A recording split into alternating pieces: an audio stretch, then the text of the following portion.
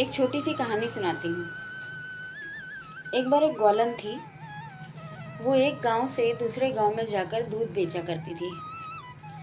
तो एक दिन वो दूध लेकर जा रही थी, तो नाव में बैठी नदी पार करके जाना पड़ता था। वो नदी पार करके गांव में दूध बेचने गई तो वहाँ देखा कि एक साधु बैठ के कई सारे लोगों को शिक्षा दे रहे हैं। वो उसका मन किया कि चलो थोड़ी देर बैठ के सुनते हैं। तो उसने साधु को सुना और उसको बहुत अच्छा लगा कि साधु बाबा बहुत अच्छी बातें समझा रहे थे कि अगर श्रद्धा और भक्ति आपके मन में हो तो ईश्वर आपके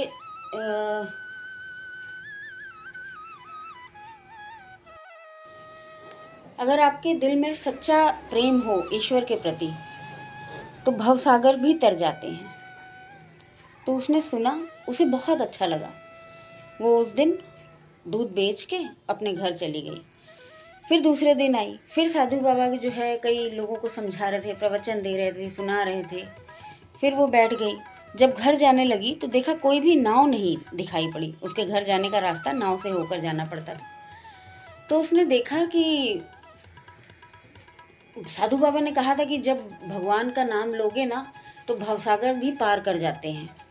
तो उसने उसी पल उसी क्षण कृष्ण का नाम लेना शुरू किया। कृष्ण का नाम लेते लेते लेते लेते उसने जैसे ही पाँव अपना नदी पर रखा तो वो उस पर चलने लग गई। जब वो उस पर चलने लग गई तो ऐसे चलते चलते वो पूरी नदी पार कर गई और अपना गांव का रास्ता आ गया, वहाँ चली गई। तो वो बहुत खुश हुई और उस दिन से वो अपने श्री कृष्ण के बार बार माला जाप करना और उनको याद करना करती रही।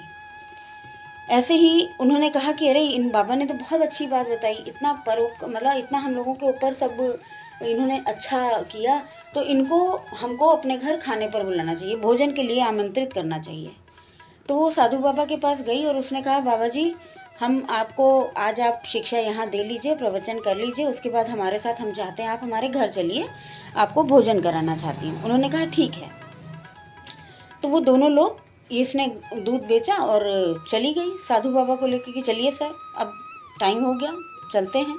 उन्होंने कहा चलिए। जैसे ही नदी के किनारे पर पहुँचे तो देखा कोई भी नाव वाला नहीं था। तो साधु बाबा ने कहा कि चलते हैं, नाव तो आ जाए। तो उन्होंने कहा कि नहीं आप चलिए, आप ही ने तो कहा था कि अगर सच्ची मन में सच्ची भक्ति हो तो भवसागर भी पार हो जाता है। तो उन्होंने कहा हाँ कहा था, लेकिन मुझे तैरना नहीं आता, मैं डूब जाऊंगा, मुझे नहीं तैरना आता। तो वो ग्वालन जो है फटाफट से नदी पर चलने लग गई और आइए बाबा आइए ऐसा कहने लग गई। तो उन्होंने कहा कि ये कैसे संभव है। तो जैसे ही उसने कहा कि ये आप ही ने तो शिक्षा दी, तो वो साधु बाबा इतना रोने लग गए, कह रहे मैं तो सिर्फ शिक्षा देता हूँ, असली भक्त असली भाव तो आपके हृदय में समन्वित हैं। ऐसा कहते ही वो बहुत खुश हुए। तो सच्ची भक्ति, सच्ची भावना, सच्ची लगन अगर आपके अंदर है तो आप किसी भी भवसागर को पार कर सकते हो।